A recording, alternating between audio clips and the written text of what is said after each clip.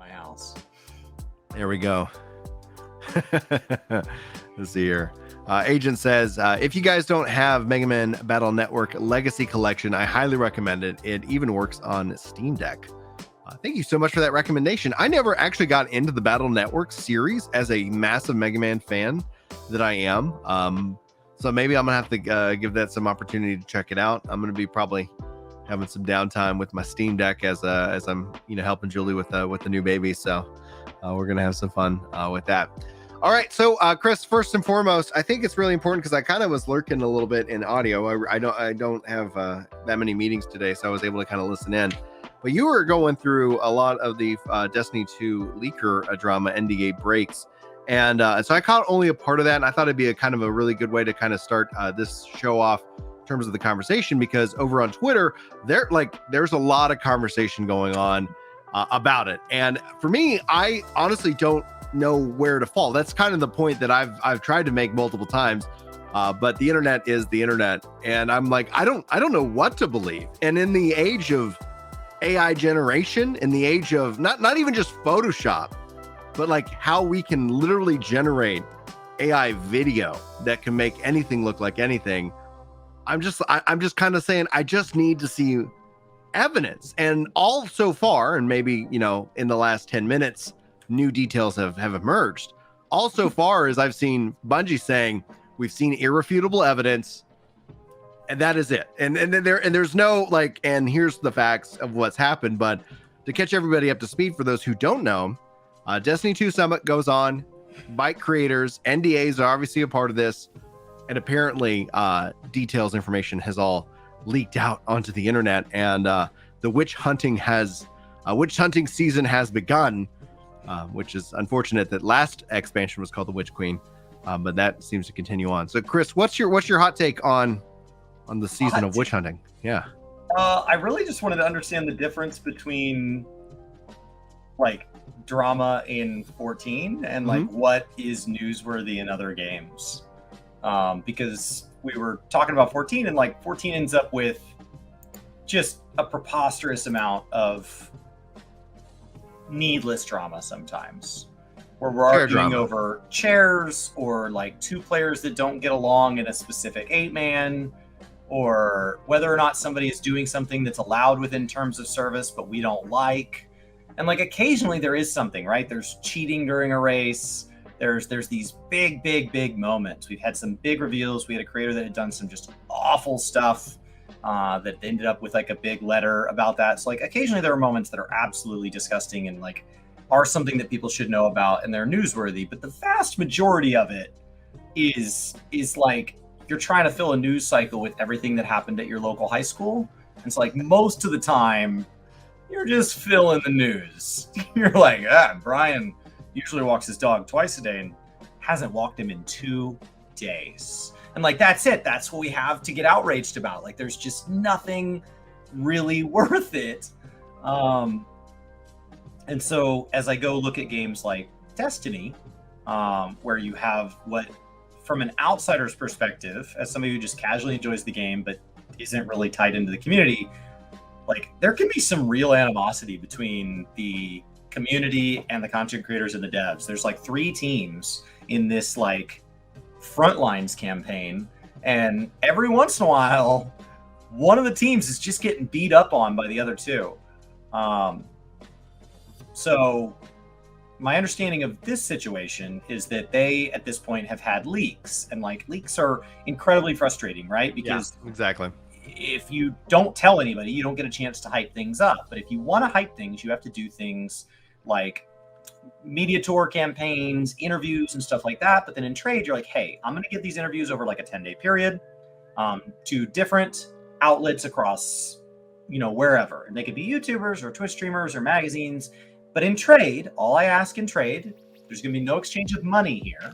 All I ask in trade is that you all publish on the same day. That way, the people who I got to talk to on Monday don't have an unfair advantage over the people who I couldn't schedule until Friday. You're all going to publish next Tuesday. And you all, that way, are on equal footing. It sucks for the guy on Friday that they have to edit faster, but it is what it is. We're just making the best of a situation, and that benefits us because we're releasing this product or season the following Wednesday or whatever, and so it'll be a hype cycle for us, and the date puts you all on an equal playing field.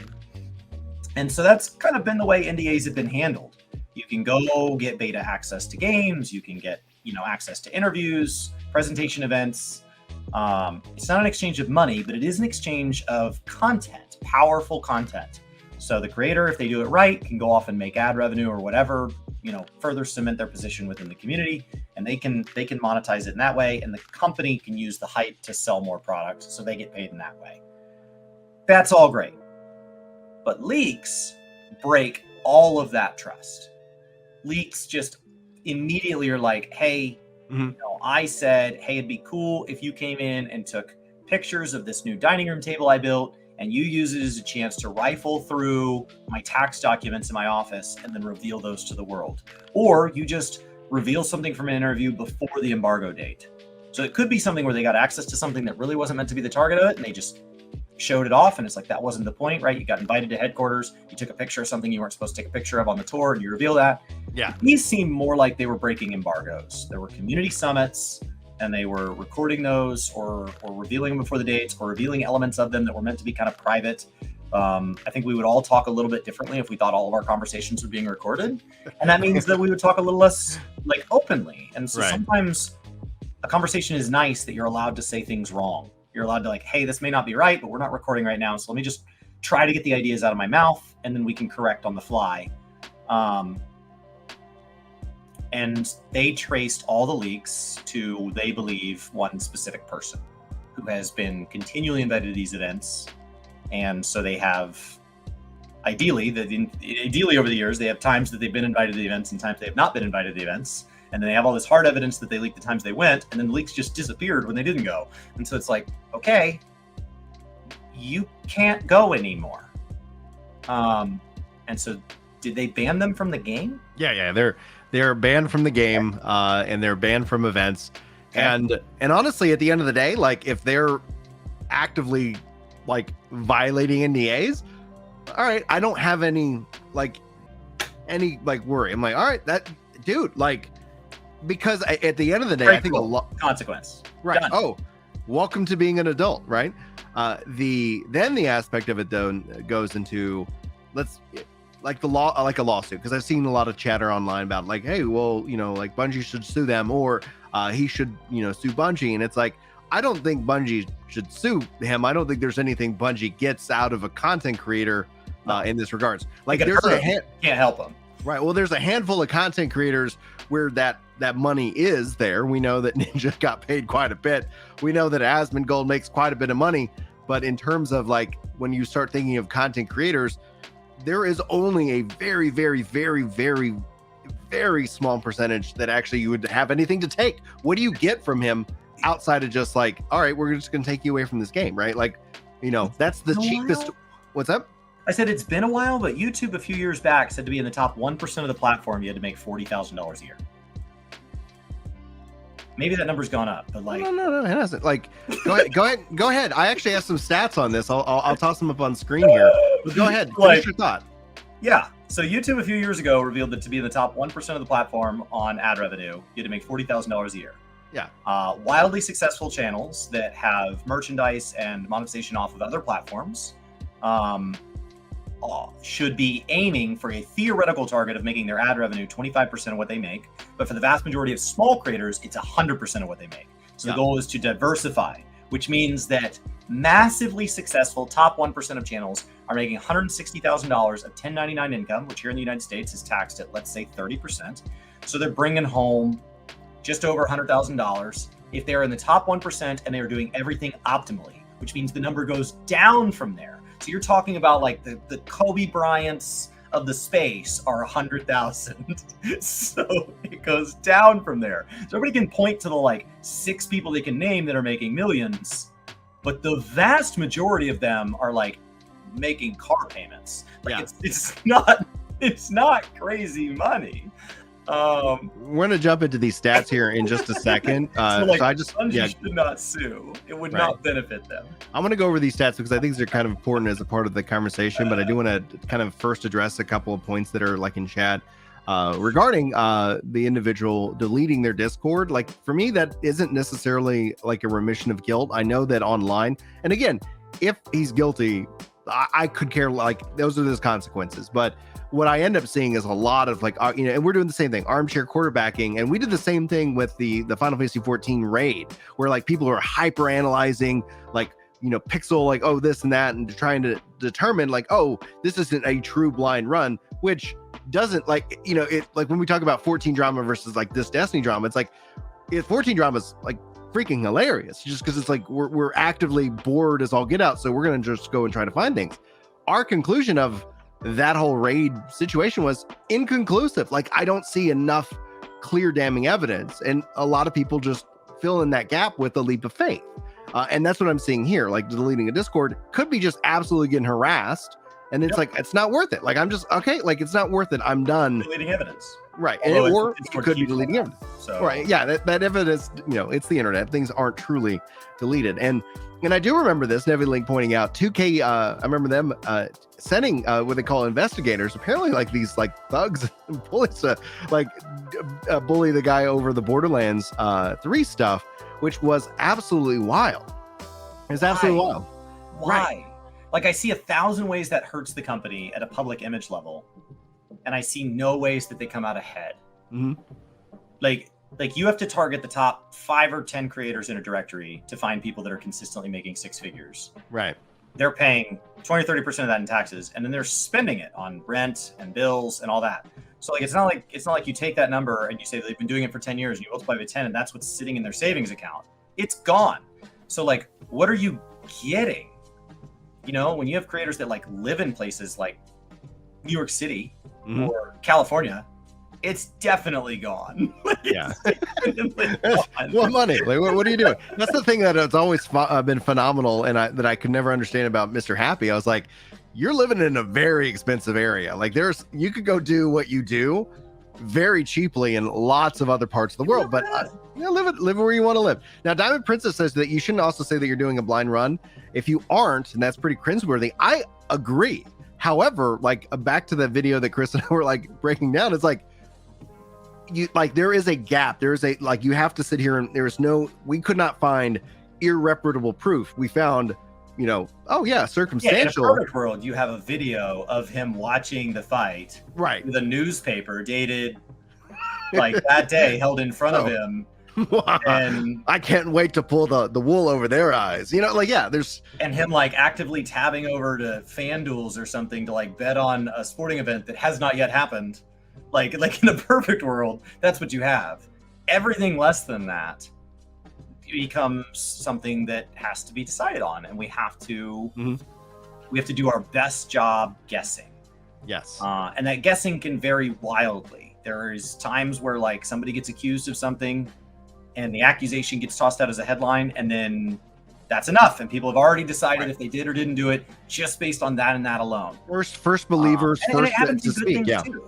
The Final Fantasy 16 got announced that it was being worked on, and there were already people that knew it would be a good game just based on that little. So it can be good things too, but there are these just complete leap of faith, not based on anything. Mm-hmm. And then we have hard evidence, right? You can go back and let's evaluate a game that released 10 years ago and to sort of determine if it's a good game based on how it did, its reception, and like all these things. It's like, well, that's much easier. So, Bungie's not going to release this stuff.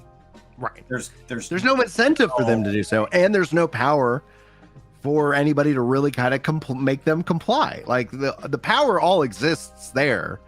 And so the only real solution would actually be some kind of lawsuit, but that would be a frivolous endeavor and an expensive endeavor.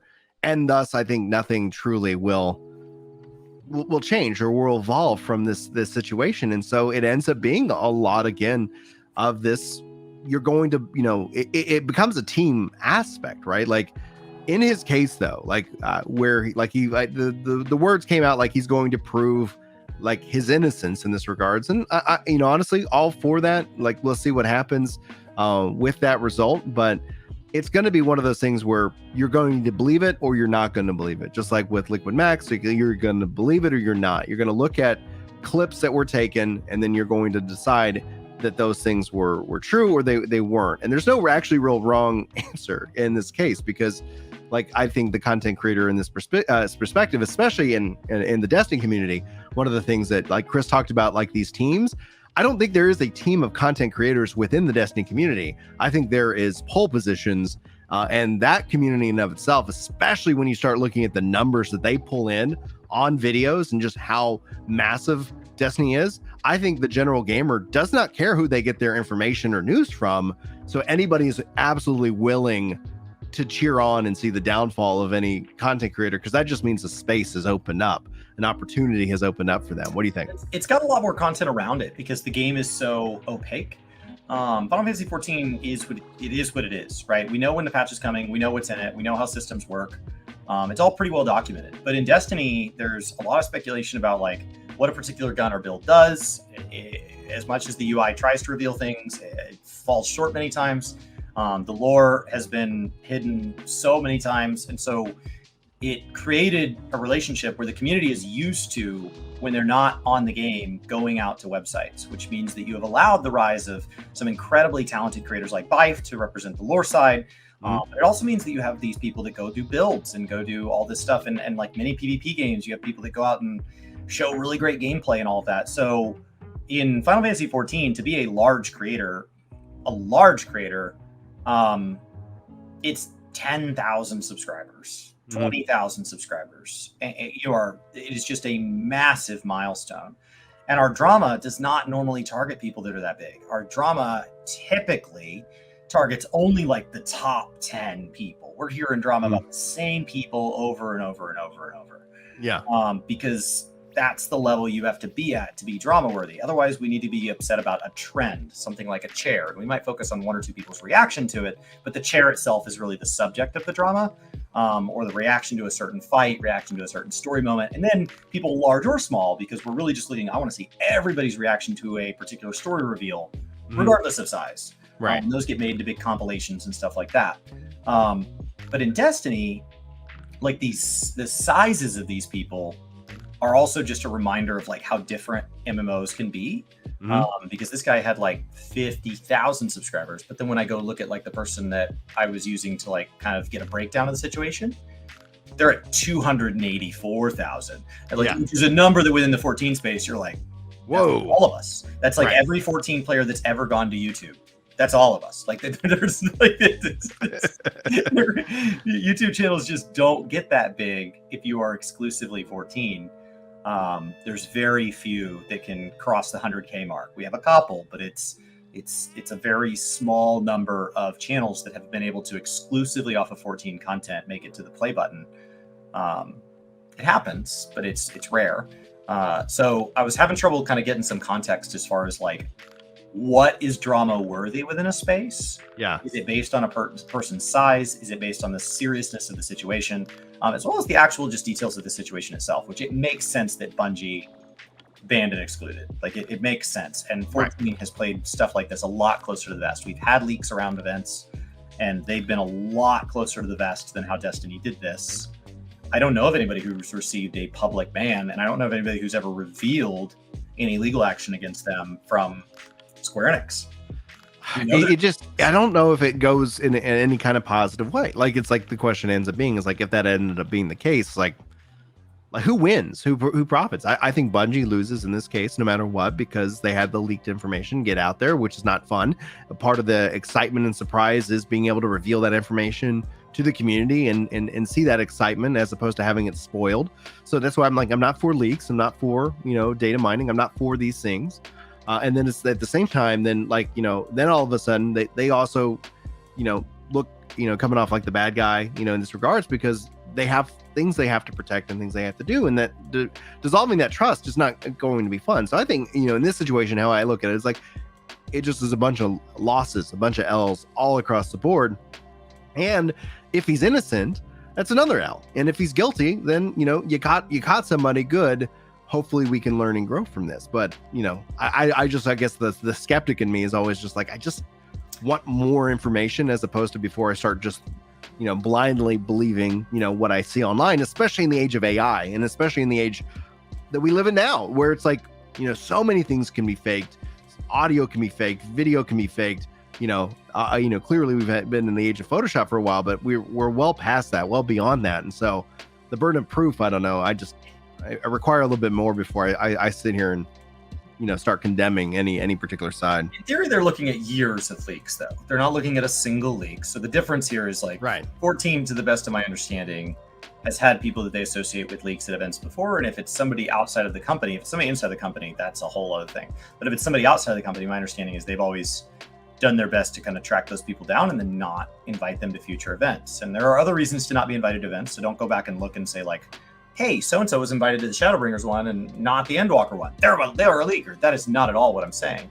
What I am saying is that in the list of people that don't make future events, my understanding is that the 1 or 2 leakers also get lumped in with that group. Mm-hmm. As we live in an age well past the point of things like digital watermarks and all of that, I have friends that work for companies that use pixel watermarks. You can't detect them. You cannot detect them. Right. So if you leak a screenshot or a video of your desktop, they can absolutely tell the date, time, and who did it. And that's all in there.